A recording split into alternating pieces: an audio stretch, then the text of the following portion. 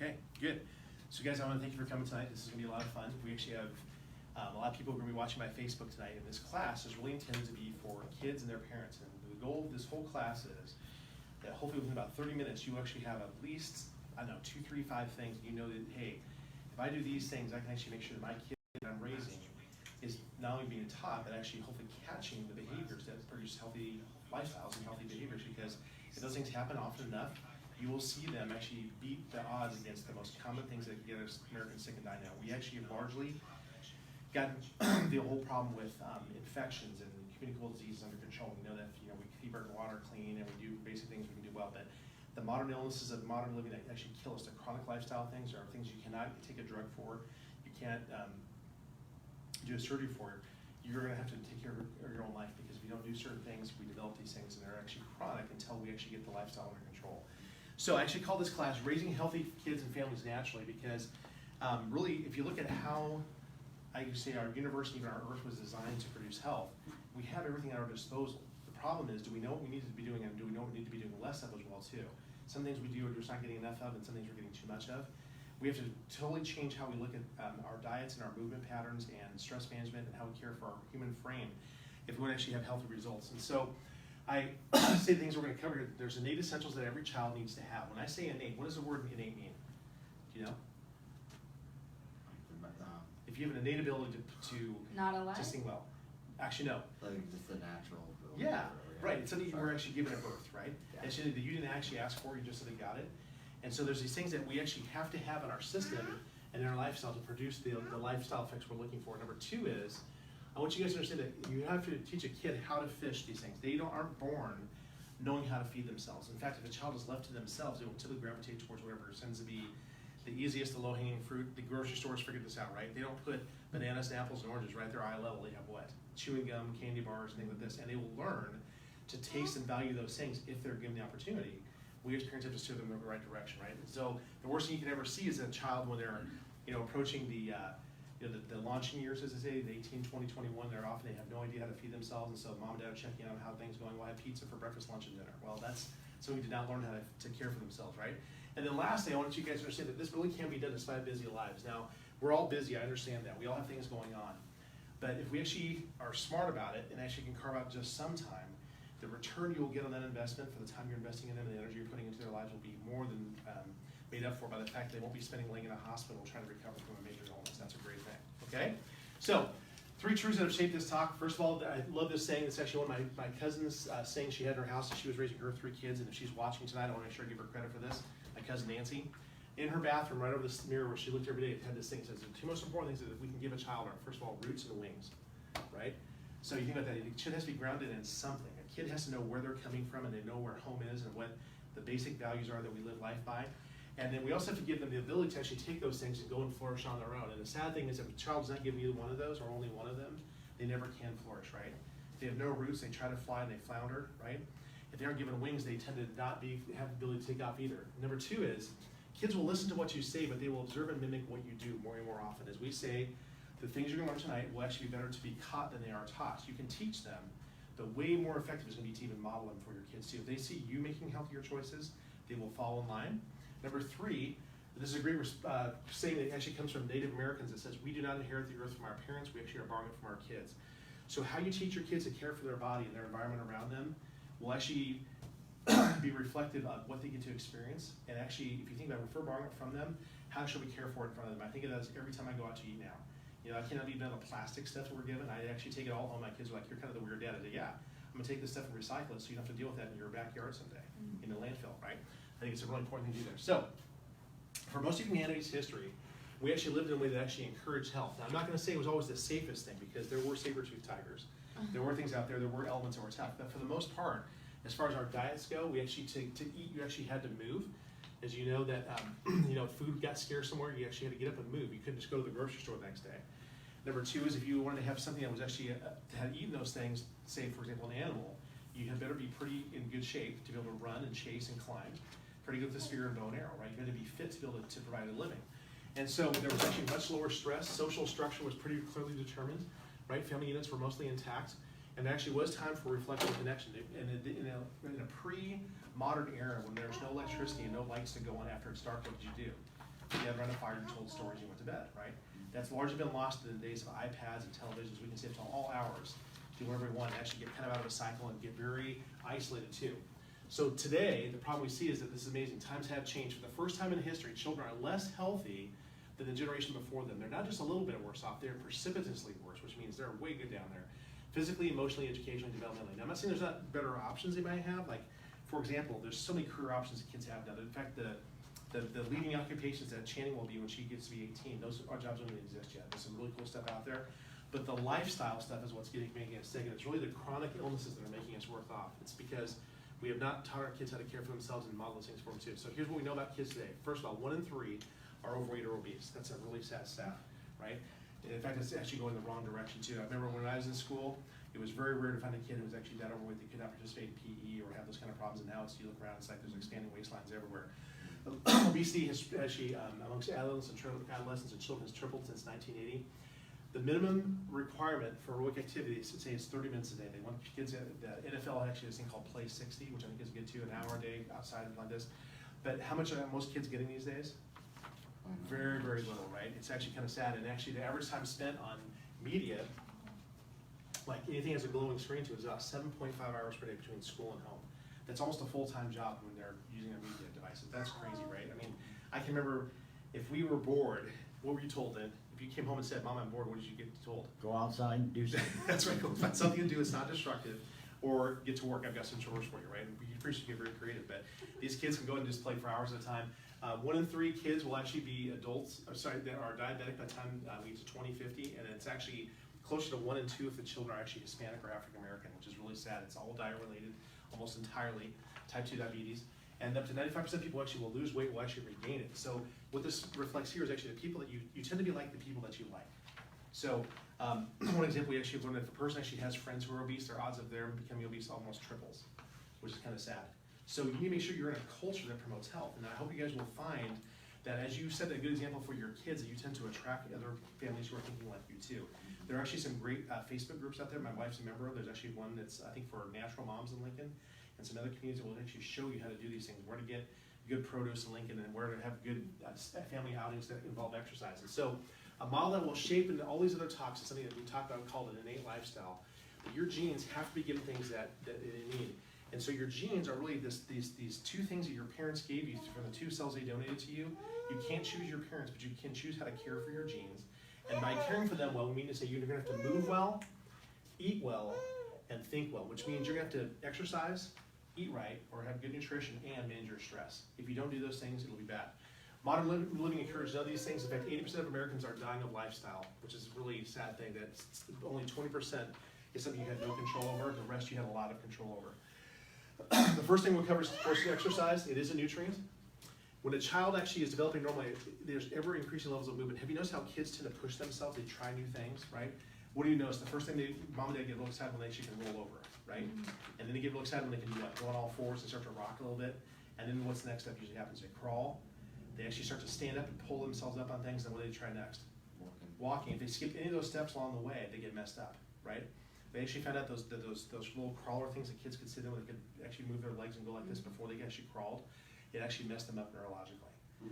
But kids, if a healthy kid is like this, my son is the classic example, is he will go to a jungle gym area in a park and try all the stuff that requires you to really stretch yourself, like to go from one set of monkey bars to the next or to climb something. And kids just love to do that sort of stuff. They really do need about 60 minutes per day, and they need a variety of things. In other words, cardiovascular training, which involves getting your heart rate up and breathing hard, and constant movement. Balance, of course, things that involve balance. Things that involve like doing balance beam work or ball work or things like that. Strength for sure. That's age appropriate. We don't necessarily want to have kids doing full-on squats and bench presses when they're 5, but they should actually be developing things that build their ability to get grip strength and so forth, and lastly, flexibility. And the hunter-gatherer lifestyle meant you had to move to live. If you actually became a burden to a society, if they could take you along, they would, like the elders, but many times they would say, just leave me behind because I'm no good to you. It's going to make you guys actually have a hard time living. So in our society, sadly, we actually can be very ill and not necessarily change our lifestyle to get better, and that's a sad thing. So again, those jungle gyms that kids have and stuff, great stuff there too. Our modern lifestyle promotes kids that are movement deficient. They have power transportation to get to school. I walked to school my first 7 or 8 years of life, and it was just great. I mean, I enjoyed it.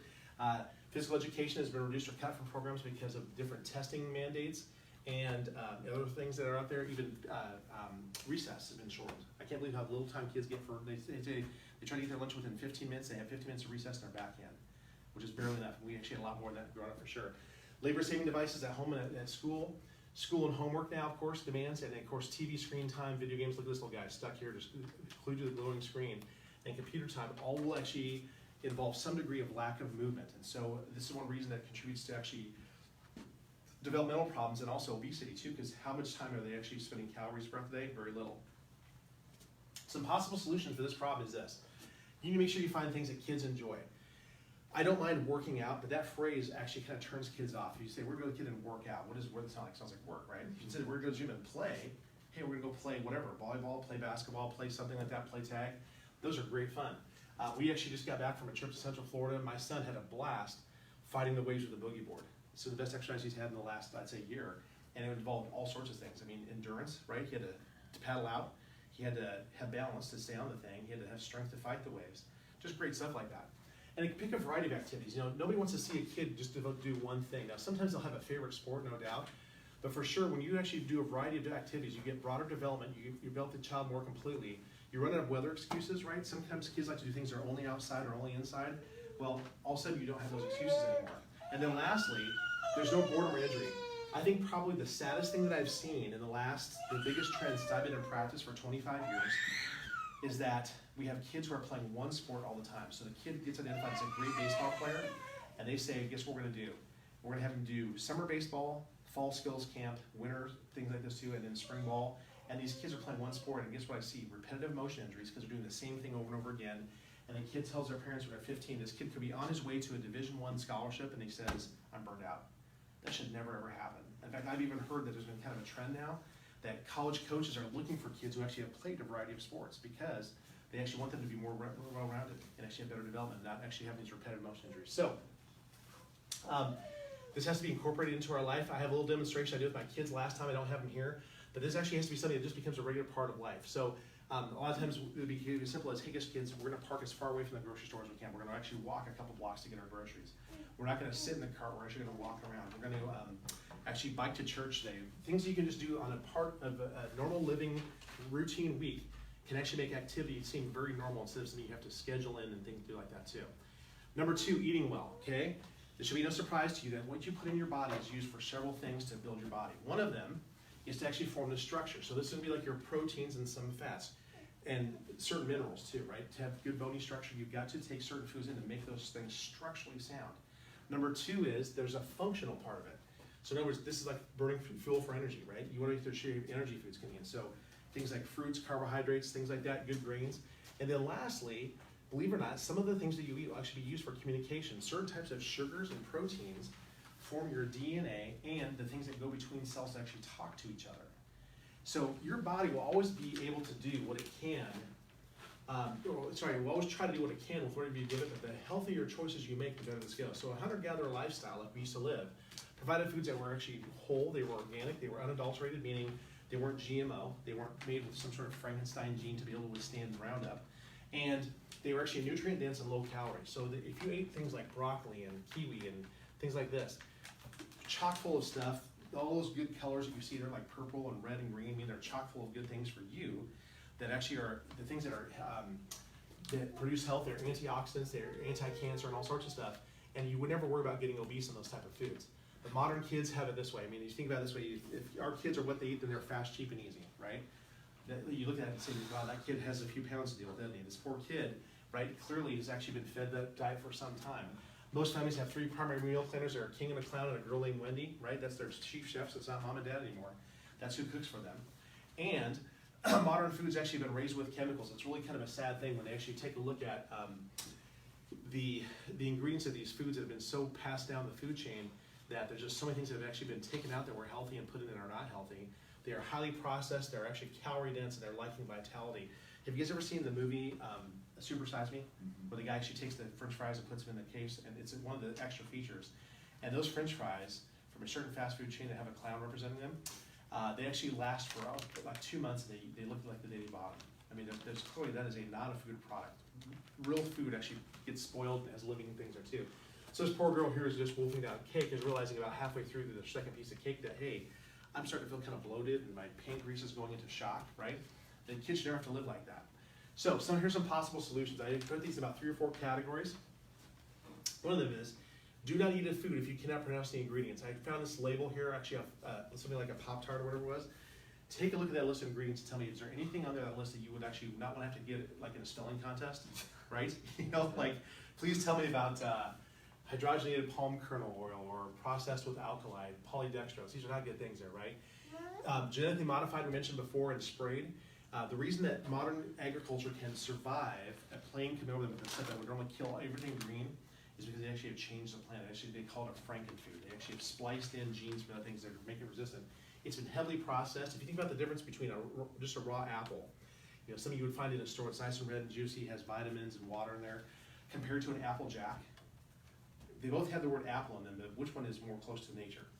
Clearly the apple, right? Apple Jack has been highly processed, lots of sugar dumped in, fiber taken out.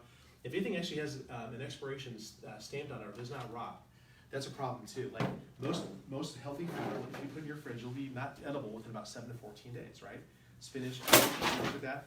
But if you see something that says this is actually will last until June of 2021, you've had to modify that and put a lot of stuff in it to make it last that long. That's how I can stay on the shelf. So we say shop the perimeter of the store, eat the outside of where things are refrigerated.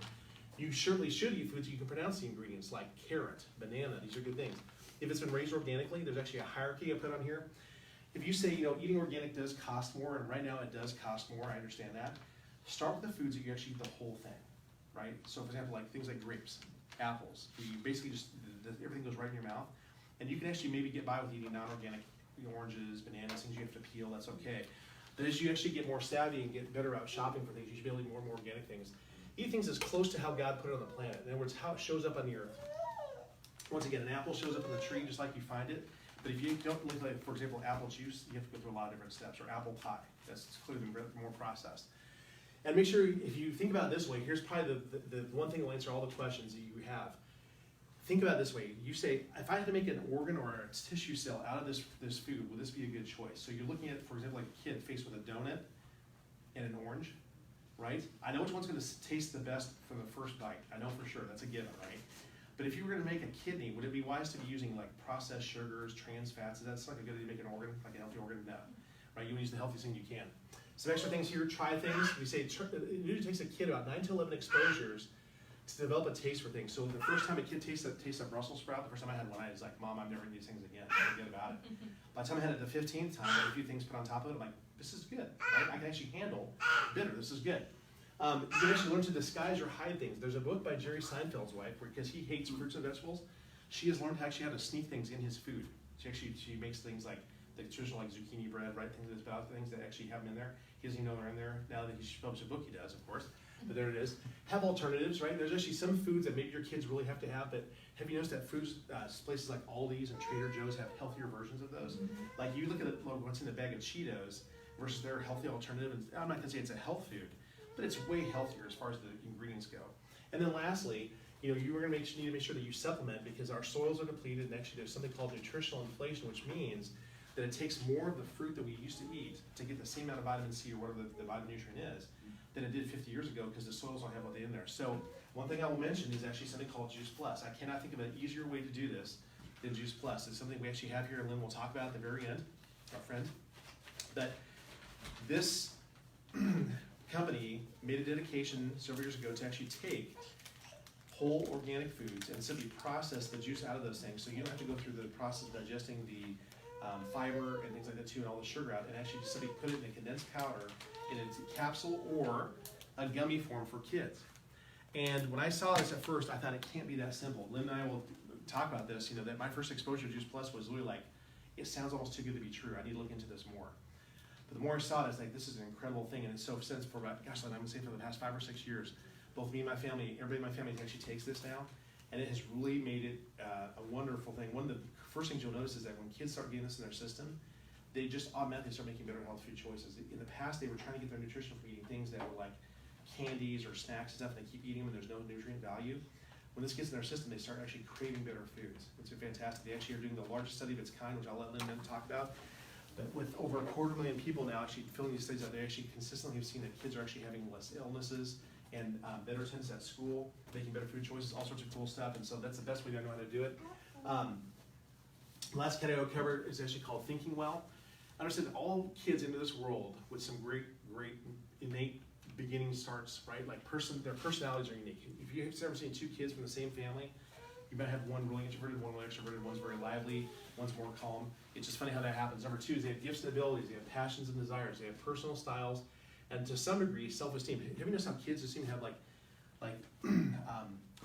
what's the example I heard recently where this kid just really said, like my son, I can remember him, he would actually, the first time he played basketball, he was dribbling, he was bouncing off his feet and stuff, and the first time he got it 3 times back and forth, he said, Dad, I'm pretty good, aren't I?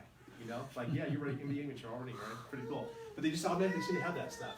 We actually tend to, sadly, by the things we sometimes say and do, put these things under a bushel. To help kids flourish, they need adults who actually will love them unconditionally, instruct them and model them for them what they want them to become, help them discover and develop their gifts. Really, it's just about a process of discovery, and then give them opportunities to succeed. So one thing we've always done is we kind of make a schedule for both the school year and the summer to tell our kids, hey, what would you like to do this year? Like, I see these abilities in you. What can we do to actually help you try to develop those things? And man, it's been a blast to actually match their innate desires to do things and their talents with things they can do to develop those things. The problem is, once again, that modern kids are mentally and emotionally have deficits there. The world has changed. If you're looking for the world to support you, especially if it's something that's more faith-based, like trying to help kids recognize who God made them to be, the world is not that way much anymore. It's certainly less local and more global. I find that so many people in their own neighborhoods don't even know their own neighbors. They leave the garage in the morning, they go to work, they come back and they don't know who they are. That we've lost that ability to connect with neighbors. Society has changed. We're certainly more mobile and less stable. There's way more inputs. They actually say that the average person now gets over 300, is it? I think, media impressions per day in terms of advertising telling you to do something, or a news article making aware of something on the radio. Like, you're bombarded with stuff we didn't have years ago. There's way more decisions to make. And certainly, I think safety issues too. The world has become more insular. After 9/11, I saw it happen almost overnight. Families went from being outside more to saying, we're going to stay home tonight, because there was a lack of safety, terrorism and things like that, crime. Families have changed too. There's less nuclear families. Sadly, they're actually breaking up sometimes. They're more blended and extended parenting styles. If I've heard one complaint about parenting these days between principals and teachers, is that parents now have tried to be more their kids' friend than their parents. And so you hear these parents saying things like, my child got put in timeout today, there's no way my kid would act up like that. Like, the teacher's like, are you kidding me? Like, I witnessed him actually do this sort of thing. So we actually have to make sure we show leadership too. There's gonna be a time in life where your kids will be more your friend. That's gonna be way down the road though. The assumption that kids are always right and being sadly sometimes way too permissive. So here's some possible solutions. Try to think globally but act locally. Like, I want my kids to be good world citizens, I absolutely do, but we start at home. Like, actually, how you teach, I tell my daughter or my son, I would tell them that how you're gonna act when you go, say, visit England or France, the best way I know how you practice is how you treat your brother. So you learn how to take care of him right, because it makes sure that you do the right thing when you're out there too. Make sure you very clearly state your family values. My brother-in-law says we actually have a family flag, and he says, if you guys do that, stands for certain things. There's actually honor, honesty, dependability, hard work, and if you don't represent the family flag well, that's gonna reflect on all of us, right? Comparing and contrasting with other people's. Like, sometimes people can just actually point out, hey, you know what? That family may not have the same values as us, but we don't have to change ours. Give them the ability to navigate society. Give them stability in the midst of change. Our world is changing over so fast these days. I just can't believe the number of apps now that my kids are asking me, can I get this? Can I get that? I'm like, what is Snapchat? What is this stuff, right? Don't even know what it is. I have to do a lot of research, but give them some guidance, give them stability. You wanna make sure that you guard the gates, as they say, to your family and child.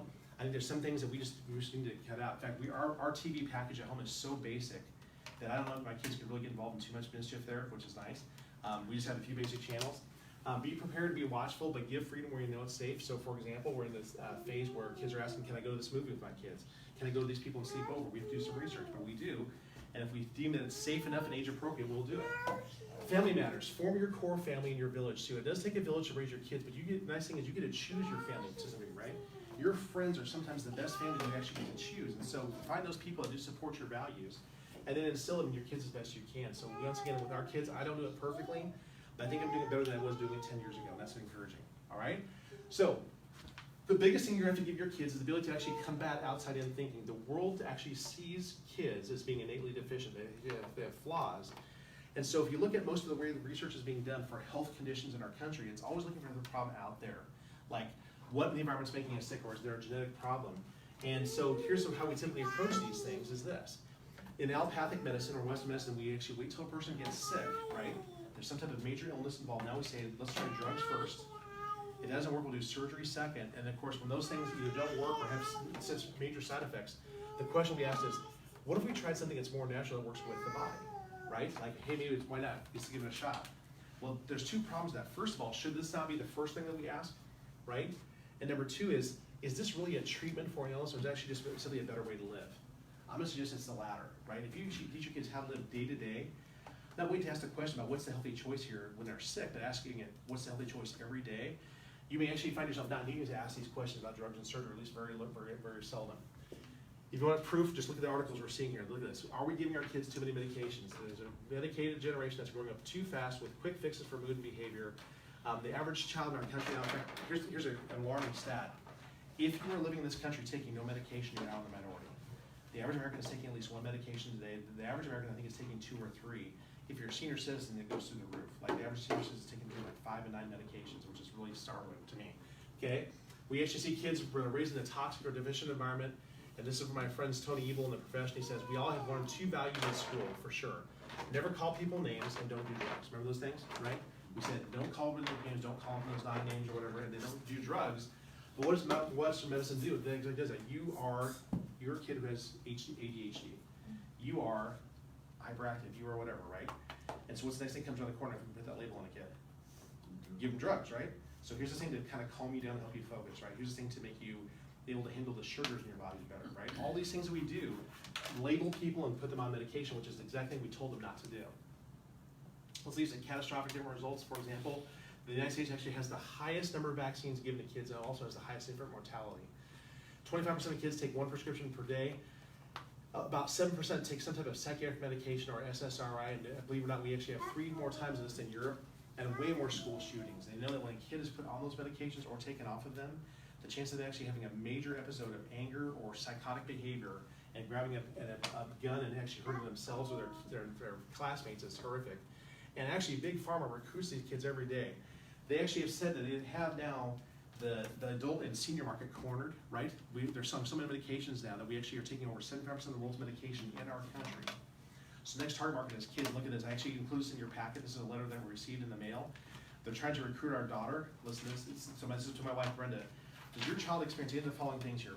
Frequent bad moods, difficulty focusing or completing tasks, feeling of sadness most of the time, unexplained poor school performance, withdrawing from friends or activities they used to be involved in. It could be depression, right? At ages, I think at the time we received it, she was like 3 or 4, maybe 5, okay?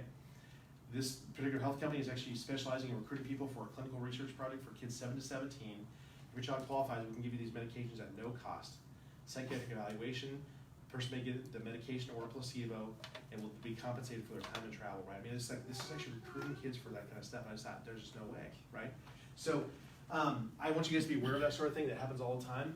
And disposing of these medications has become such a problem that we're actually having to find ways to get rid of them because if you put it in the water supply, your kids are going to get it unsuspectingly. The way we treat water in this country has been so behind the times, and so actually there's a good chance that Lynn and I both today drank some type of birth control pill because it's still in the water, that people actually have flushed down the toilet and so forth. Okay? How about thinking inside out, the nervous system? Most parents overlook the role of the nervous system in health, even though it's the first thing to form, the thing that keeps you alive throughout your life, and actually the last thing to shut down. So often parents say that we're really concerned about our kids' teeth and their eyes, right, and so forth, and their development outside. But parents very seldom don't take a look at the nervous system. It controls and coordinates everything your body does. It's the first one to form, the last one to shut down. Is it important for health? It absolutely is. And so the spine protects those nerves. So actually, I appreciate people like Hannah and people like this who from birth have said, I want my kid to make sure they actually have a healthy spine and nervous system and take care of those things. It needs protection and care. Why? Well, for one thing, look at the birth process. This is a kid being pulled out of mom, distracting that little neck. They say it only takes about 120 pounds of pressure to decapitate a kid. They usually come out into the world with about 60 to 90 pounds of pressure being pulled in that little kid's neck. There's no motor control. And you wonder why a kid might have subluxations. That makes perfect sense, doesn't it? And of course, what happens as they go throughout life, right? These kids learn how to walk. They fall and tumble. We probably take half the falls we're going to take in life about a year or 2. They fall off swing sets. They fall off from slides, right? And so if that nervous system is actually sick from the get-go, these kids go through life with a lowered state of health, less benefit from moving, less thinking, and less eating well. So it's a holistic lifestyle approach. If those things are all intact, the nervous system, the movement, the exercise, and the thinking well, you have a kid who actually has a great chance to beat those odds. So it's just some of the common things you'll see when a kid actually has subluxations. Like here's me checking my daughter and son for those. I actually had the privilege of taking care of them again today. There's something called KISS syndrome, where they actually have this problem with the imbalance at the base of the skull from birth. They actually stretch and tear ligaments that makes their head kind of wobbly. And that can lead to something called SIDS, which is what? When a kid stops breathing in the middle of the night. They actually have shown that those kids, almost every one of them, had damage to their upper cervical brainstem when they were born. It can cause ear infections, bedwetting, attention deficit disorder. Yes, we have seen this. When kids have come in and gotten adjusted, they can sit and focus better. Certainly developmental and functional disorders too. We actually had one child who was not only developing functionally not right, but he actually, one whole side of his face was actually underdeveloped because he actually had this misalignment in his neck. Once we got his neck taken care of, this kid was brand new. It was like just a wonderful change in his life. So if kids under chiropractic care have better health, you should be able to see it in stats, right? Here's a look at this one here. This is actually from a thing where they actually asked the parents who were chiropractors or parents who were MDs, how healthy is your kid? And if you look at these things here, we're actually comparing chiropractic kids to medical doctors. So in every one of these categories of tonsillitis, otitis media, antibiotic use, other medication use, and vaccinations, who has the lowest scores, the best scores? The chiropractic kids, right? In some cases, you actually see things where they're actually like, they literally are taking 1/3 less medication than their medical peers, or 1/2 the antibiotic use, right? I'm not saying our kids never have had those, but I'm saying they have taken it way, way less. I bet between my two kids, they probably have maybe had 10 medications that started antibiotics in their entire lives. That's way beyond, way below the norm. So once again, a very powerful study looks at the health of kids that simply grew up in a different value system. These kids aren't like genetic freaks that just got the good luck of the draw. They're basically the same as those kids, but they were taken care of differently. Their model they learned for health was differently, okay? So here's my question I want to ask you is this. Do you know a kid who needs to be checked, right? We don't see kids because there's anything wrong, but because we want to make sure they have the greatest chance of life possible through chiropractic. And this is why this is actually a great example. There's a family we've cared of for now for probably close to 13 or 14 years. Their last child, when their child was born, they said on the way home we want to have her checked for civilization before we can get home. And so they actually stopped here, and actually this is me checking out. This is one family that they actually are on their way to. They moved to Omaha since then, but we just love that privilege of caring for little kids and seeing whole families get better and healthier naturally from the inside out. So this is not the end, guys. It is the beginning. Every child deserves a chance to grow up healthy. I want to make sure we start with just one, and so the question becomes is who do you know? I'm closing with this because I think it deserves that your grandkids, great-grandkids, your neighbor kids deserve a chance to be healthy. This week we have an opportunity for them to do that. I'll just tell you very briefly how this works. For a lot of people, it's just like a novel idea that a kid actually would have their spine checked until they actually have a crisis when they're 50. And when I look at these films and I see a grown-up in front of me and I show them, look, this kind of decay and damage to your spine never had to happen. I'm guessing that something in your history, you'll usually tell me that, yeah, they did have a fall from a slide. I was beat up pretty bad. My parents said, well, if you're still hurting within a few days, we'll take you in and have you looked at. And the person said, well, it's feeling better.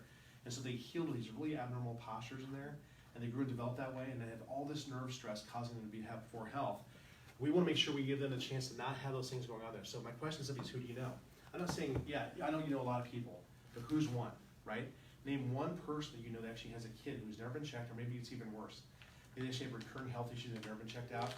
This week they can come in and actually have us check them out from soup to nuts. We will actually do their initial screening, plus any necessary exams and any necessary x-rays at our expense in exchange for a donation to People City, Michigan.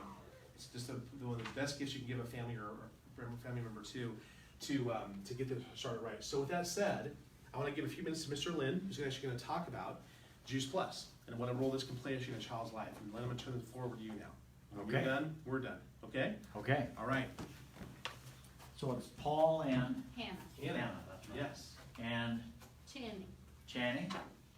Am I saying it right? Channing. Okay. I commend you so much being in here with this whole knowledge of looking for health, especially for, man, kids that start out like this have such an edge as they grow up. They actually say She's been children. taking gummies. Yes. She's been taking gummies. Children that are, the average child born after the year 2000, statistically right now, unless something changes, is not gonna live as long as their parents. The average child, because there's a lot of kids in America that aren't taken very well care of.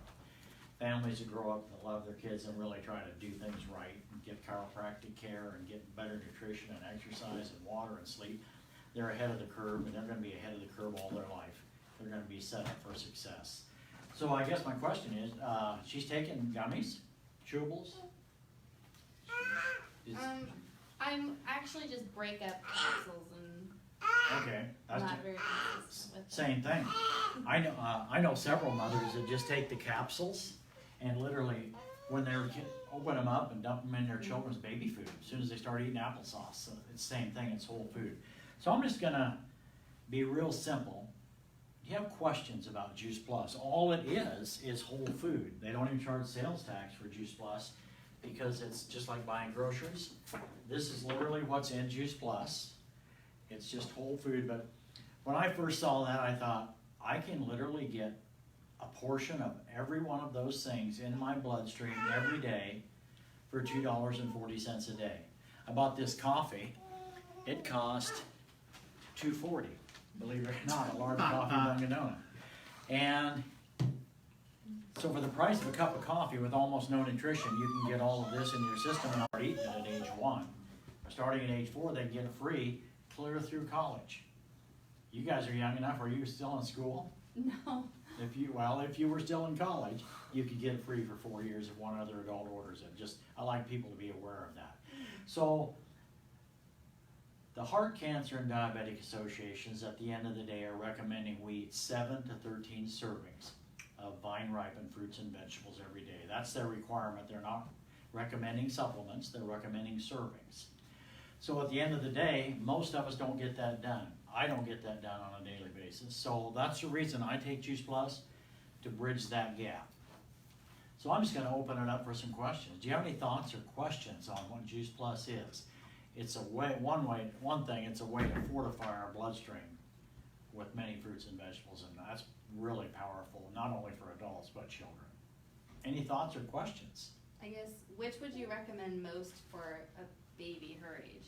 Well, for one thing, there's chewables, which, she's probably not gonna wanna swallow a capsule. Yeah. It's the same things in the chewables. In this packet are 2 fruit chewables and 2 vegetable chewables.